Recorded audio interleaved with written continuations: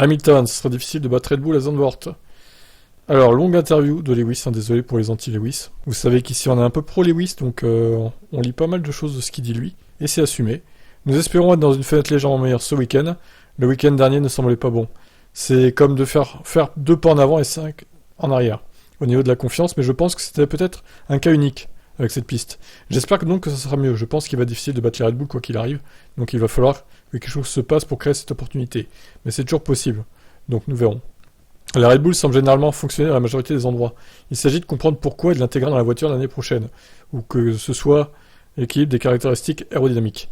Nous voulons nous assurer que la voiture fonctionne partout, mais il y a beaucoup de pièces dans cette voiture que nous changerions, que je changerai aussi, et c'est ce que nous allons essayer de faire pour la voiture l'année prochaine.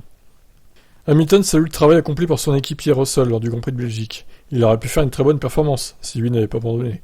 George a fait un excellent travail lors de la dernière course, comme il continue de le faire pendant l'année. C'est dur parce que je pense que j'aurais plus probablement pu arriver deuxième lors de la dernière course si j'avais fait le travail que je devais faire. Alors, deuxième, je sais pas quand même. Perez, il était rapide aussi quand même. Non, P3 minimum, ouais, je pense. Devant Sainz, les deux Mercedes contre Sainz, je pense il y en aurait une qui aurait fini devant quand même. C'est quasi sûr. Par contre, devant Perez, quand même, je suis pas certain. Hein. Nous n'avons pas le rythme sur un seul tour, c'est quelque chose dont on essaie de travailler. Mais le rythme de course, c'est la clé à certains endroits, donc je pense que nous devons continuer à travailler là-dessus, ne pas perdre notre potentiel de course. Ouais, mais le problème, c'est que les qualifs sont importantes à Zandvoort, parce que c'est un circuit un peu étriqué comme la Hongrie, quoi. Russell rejoint les propos d'Hamilton et confirme que c'est toujours plus aisé pour Mercedes le dimanche que le samedi. C'est un thème récurrent pour nous cette saison, nous n'avons pas encore totalement compris pourquoi on a encore un si grand écart pour être honnête. L'oscillation est probablement moins importante par rapport à Red Bull, mais quand vous la regardez par rapport au milieu du peloton, nous sommes souvent surclassés par une Alpine ou une McLaren.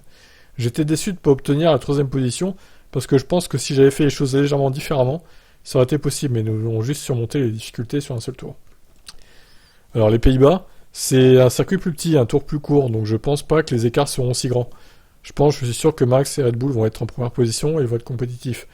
Nous avons des raisons de croire que ce sera peut-être légèrement mieux que Spa, mais je pense que Spa était aussi un circuit qui a fait ressortir le pire de notre voiture.